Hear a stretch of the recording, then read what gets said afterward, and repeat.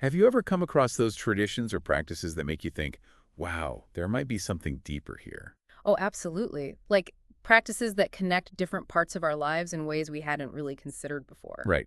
Today, we're diving into one of those, the Navagraha Deepam, as described by Devi Mandir. Okay, the Navagraha Deepam, Yeah, and it's all about connecting with cosmic energies. cosmic You energies. know, those subtle influences of the nine planets, or grahas as they're called in Hindu tradition. I see. So it's like harnessing those planetary vibes for some kind of benefit. Exactly. And today's deep dive is all about exploring the positive aspects of this practice and all the symbolism tied to it. Sounds fascinating. I'm ready to dive in. Me too. Let's start with the heart of it all, the lamp itself. The information we have highlights the central role of Lord Surya, the sun. Oh, the sun right at the center. Makes sense. It's like the life force, the source of energy for everything. Absolutely. And, just like the sun holds our solar system together, it's positioned in the middle of the Deepam, surrounded by the other grahas. So the sun's kind of like the conductor of this cosmic orchestra. Perfect analogy. Each of those nine faces on the lamp represents one of the Navagrahas, and they each contribute their own energy to the mix. Got it. So it's about harmonizing with all these different planetary influences. Precisely. Yeah. And two of them stood out to me in the description. First, Shani Dev, or Saturn. Saturn. Okay. What about it? Well, its face on the lamp is made of iron or steel, and it faces west. Iron or steel. That's interesting. Feels very strong, grounding. Yes, exactly. Yeah. Like this symbol of inner strength and resilience. And when you think about Saturn being associated with discipline and learning through challenges, it's like facing those challenges head on, finding that inner strength to overcome them. I see. Like looking inward to find that solid core. Now, right across from Shani Dev, we have Shukra, or Venus. Venus. Okay. So we're going from discipline to love and beauty. In a way, yes. Shukra represents love, attachment, and those sensory pleasures. It's even described as the guru of the asuras, those beings who are often drawn to worldly desires. So you have this interesting dynamic inner strength facing those desires and attachments. That seems like a pretty fundamental balancing act in life. Doesn't it? It's like enjoying those things without getting completely swept away by them, finding that middle ground. Makes sense. Now, how do you actually use this deepam? Well, Devi Mandir suggests a couple of ways. Lighting all nine faces daily is said to invite overall success and happiness. Okay, so that's like a general approach to drawing in those positive vibes. Right. But if you're pressed for time, they also mention lighting just three specific faces on Saturdays. Saturdays, which three? Shukra for the energy of the day before, Shani Dev, and then Lord Surya for the day ahead. So it's like acknowledging the past, addressing challenges, and then looking forward with positive energy. That's the idea. Yeah. And it's interesting what they say about the general benefits of lighting the Navagraha Deepam. Like what kind of benefit? Things like prosperity, good health, peace of mind, and courage. Pretty universal, right? Oh, yeah. Those are things everyone wants more of. And the belief is that by connecting with these planetary energies through the Deepam, you create more harmony within yourself and your surroundings, leading to those positive outcomes. I can see how that would work. So is there anything specific you do while lighting the lamp? Yes. There's a Sanskrit verse they recommend chanting. Oh, a mantra. It translates to Subham Karathi Kalyam Orogyam Dana Sampadam Mamabudi Prakashaya Deepa Jyotir Namastuth. Wow, that's beautiful. What does it mean? It's basically a prayer for auspiciousness, well-being, health, wealth, and for the Deepam's light to illuminate your intellect. So it's like setting a very clear intention with those words. Exactly. And then there are specific effects associated with each day of the week. Oh, wow, really? Like what? Monday is interesting. They say lighting the Deepam then can help with things like eliminating unnecessary fears, even aiding in healing skin diseases. Skin diseases. That's unexpected. It also mentions banishing worries and restlessness and overcoming feelings of inferiority. Interesting. Is there a connection between those things and Monday specifically? It's thought to be linked to the moon, which is traditionally associated with Monday. The moon, right. Emotions, tides, all that. And Monday is also considered particularly auspicious for honoring Devi. I see. So it all ties together. Now, what about Tuesday? Tuesday's focus is on removing obstacles to marriage. Things like delays, what's called Shivai Dosham, or Ketu-related problems. K2 problems, what are those? Ketu is a shadow planet in Vedic astrology, and it's often associated with obstacles and disruptions. So lighting the Deepam on Tuesday is like clearing those potential roadblocks. That's the idea. And Tuesday is connected to Mars, which is often linked to marriage prospects in Vedic astrology. Got it. Mars, energy, action, and in this case, hopefully, marital bliss. Exactly. Wednesday seems to be all about mental clarity and learning. Oh, that's a good one. So if you're studying for exams or something. Perfect timing. It's said to help with timely and proper diagnosis of illnesses, boost memory power, and support uninterrupted studies. Wow, that's quite a range of benefits. And it also mentions attracting good friendships. Friendships. How does that fit in? Well, Wednesday is linked to Mercury, the planet of communication and intellect. Ah, so good communication leads to good friendships. Makes sense. Yeah, and all those mental benefits, Yeah, memory, clear thinking, that all ties back to Mercury's influence. very cool. What's next? Thursday. Thursday is all about family harmony. Family. Okay, that's a big one. It's believed that lighting the Deepam on Thursday can help resolve problems with children, happiness within the family, clear obstacles to marriage, and even bless families with children. So it's like strengthening those family bonds. Exactly. And it makes sense when you consider that Thursday is associated with Jupiter, the planet often linked to wisdom, prosperity, and family matters. Jupiter, expansion, abundance, all those good things. Makes sense. Then we move to Friday, which shifts the focus to relationships and finances. Relationships and finances, that's a good combo. Tell me more. It's said to promote harmony between husband and wife, help curb unnecessary spending, resolve loan issues, and even alleviate mental distress experienced by women in the family. So it's about creating balance in those areas. Yes, finding that equilibrium. And again, it ties back to the planet associated with Friday, Venus. Venus, right. Love, beauty, material comforts, all those things play a role in relationships and finances. Exactly.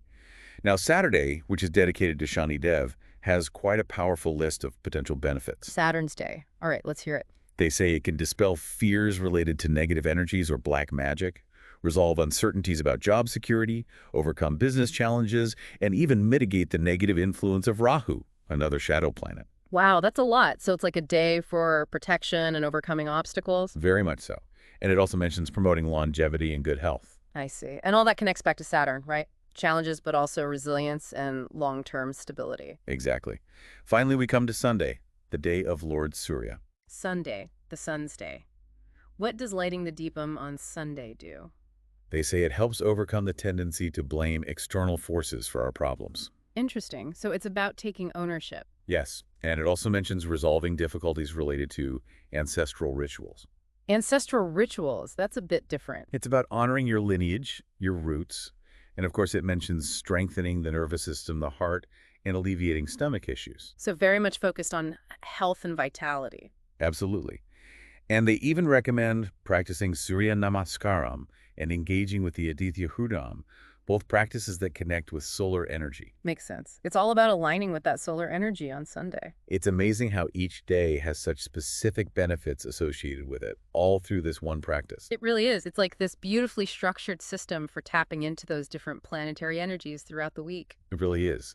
So to wrap up, it seems the Navagraha Deepam, as described by Devi Mandir, is more than just a ritual. It's like a framework for understanding how those cosmic energies might affect our lives.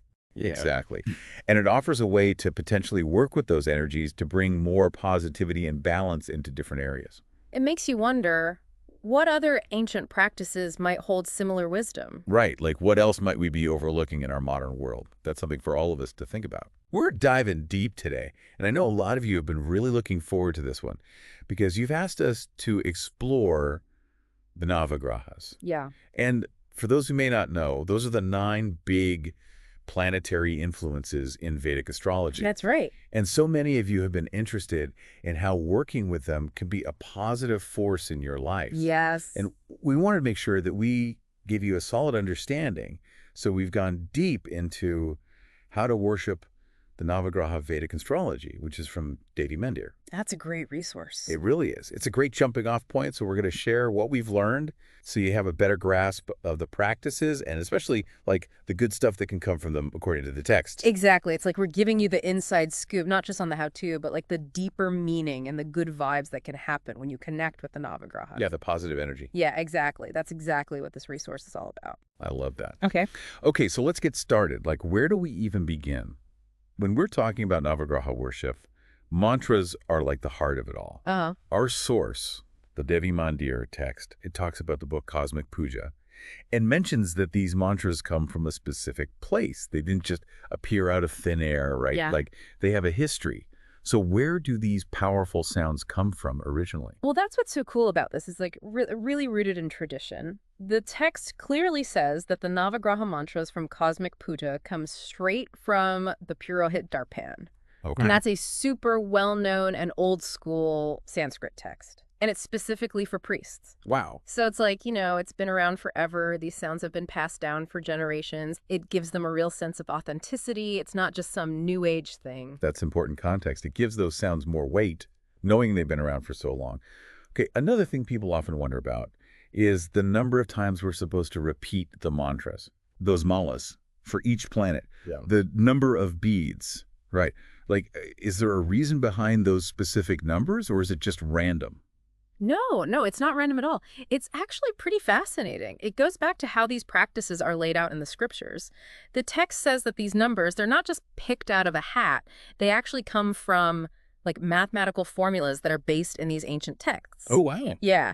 And the general idea is that you're supposed to do about 100,000 repetitions for each syllable in the mantra. Okay. But here's the thing. The source also says that like sometimes the scriptures tell you to adjust that number based on the situation.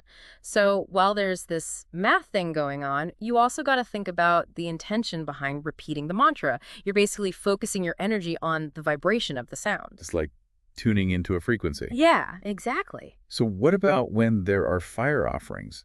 The number of repetitions seems to change there. Why is that? Oh, yeah, that's a good point. You're totally right. And that just shows how much wisdom there is in these traditions. The text says that fire is super powerful, like it's got this natural intensity to it. And when you're working with fire, it helps you focus your mind like nothing else. It kind of burns away all the distractions. So it's like laser focus. Totally. And because of that, that heightened mental state that fire rituals can bring about, the scriptures say it's cool to do fewer repetitions. Usually it's like 10% of what you'd normally do for japa is like a more direct, intense way of making the offering. So the fire kind of amplifies everything. It's like a turbo boost for your intentions. Yeah, exactly. Okay, so let's shift gears a bit. Now, in our crazy busy lives, a lot of us listen to spiritual stuff on recordings. And the text mentions listening to Navagraha mantras on a CD. What do you think about that? Is that a good way to connect with these energies, especially if we're doing it regularly over time? I think it's a great way. And what's really cool is that Sri Ma herself actually talks about this in the text. Yeah, and she totally endorses it. She straight up says that listening to Navagraha mantras on a CD as a meditation is a wonderful practice. It's super accessible. You can do it anywhere. That's great news for busy people. Totally. And it's a nice, gentle way to bring those powerful sounds into your everyday life. Absolutely. And the text even suggests a way to make that listening experience even deeper, more active. Oh, yeah. It encourages you to not just listen to the mantras being said out loud, but to also, listen to them internally. So, listen on two levels. Yeah, exactly. It's about really engaging your mind and connecting with the vibration of the mantra rather than just letting the sounds wash over you. You become an active participant. It's like bringing your own awareness to the practice. Exactly. You got it. Now let's talk about the physical side of working with the Navagrahas. The text talks about these hand positions, mudras, that you use while you're chanting the mantras for the 9 planets. Yeah. What's the big deal about these different hand gestures? What do they mean? Okay, this is where things get really interesting because it all comes down to energy flow. The text talks about 3 main hand positions. You've got your hands up, you've got your hands down, and you've got your hands at your sides. Okay. So when your hands are up, it's all about being open, receiving good energy from the planets. But when your hands are pointing down, it's like you're giving something back, offering energy or releasing it. And then when your hands are at your sides, it's like you're chill, content with where you're at.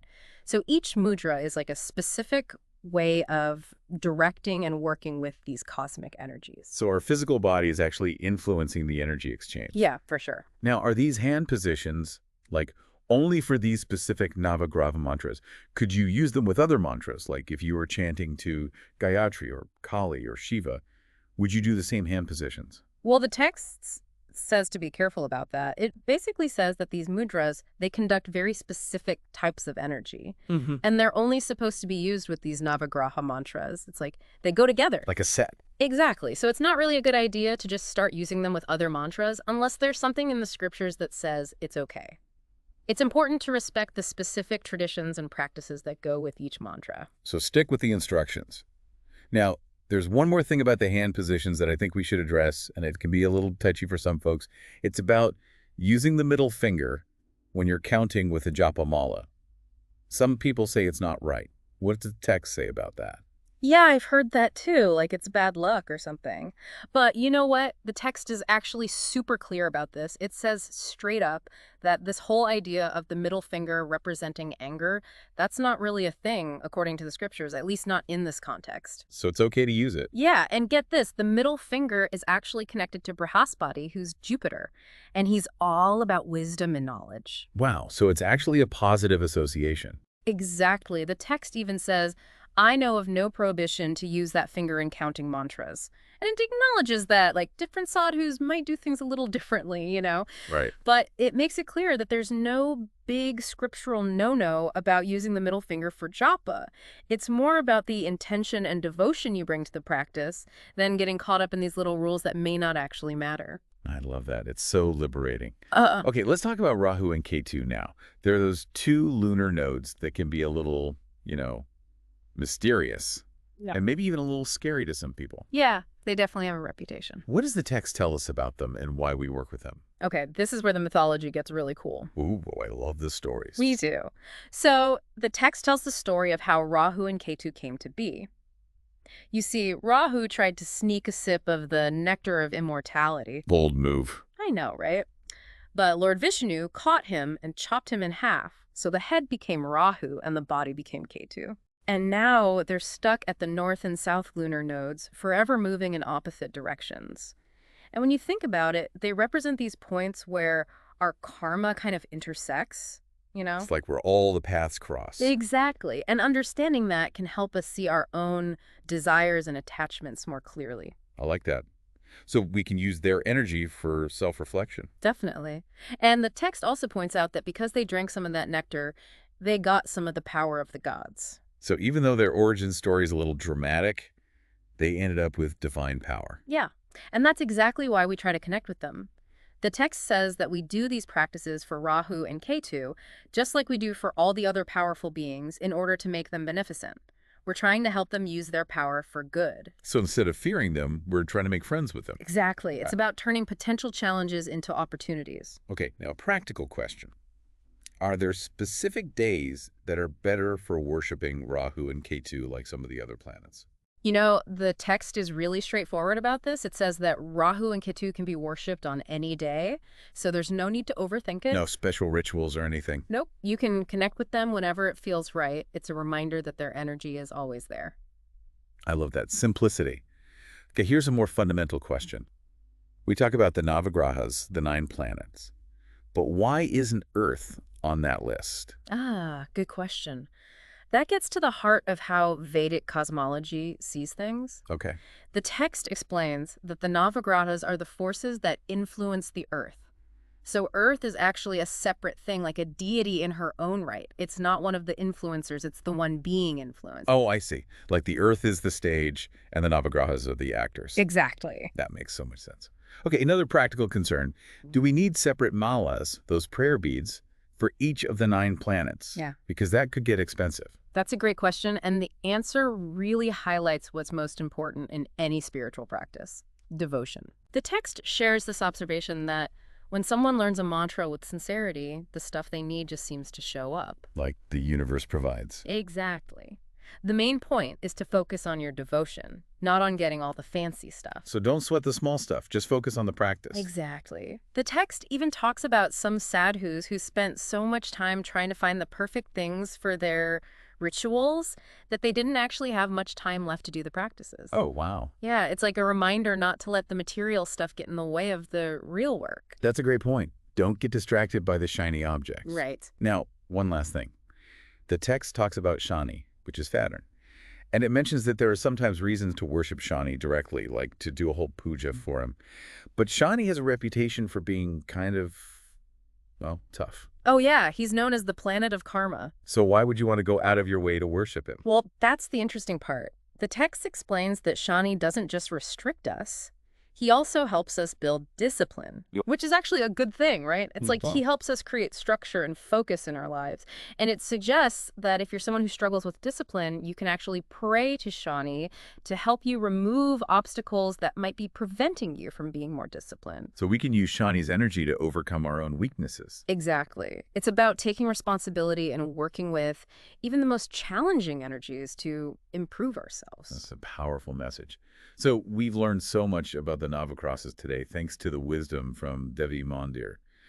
We've explored where those ancient mantras come from, the reason behind those specific numbers, and the importance of really listening with intention. We talked about those hand positions, the mudras, and how our bodies can actually influence energy. We cleared up some confusion about using the middle finger and learned to see Rahu and Ketu in a new light. We talked about Earth's unique role and why devotion is more important than having all the right stuff. And we even learned that we can work with Shani to build discipline in our lives. Yeah, and it all circles back to that idea of positive transformation. Right. The text really emphasizes the potential for growth and good things coming from working with the Navagrahas. It's about getting those deeper principles and approaching the practices with an open heart, letting those energies guide and support your spiritual journey. Absolutely. Hopefully you guys have had some aha moments and feel like you've got a clearer, more empowering understanding of all this without feeling totally overwhelmed. Yeah, we definitely tried to keep it simple and focus on the good stuff. And if you're feeling inspired, definitely check out that How to Worship the Navagraha book from Devi Mandir. It's got so much great information. It's a great resource. Now, as you think about all this, how do you see the Navagrahas fitting into your own life? What resonates most with you? And how might you use these practices to bring more balance and well-being into your journey?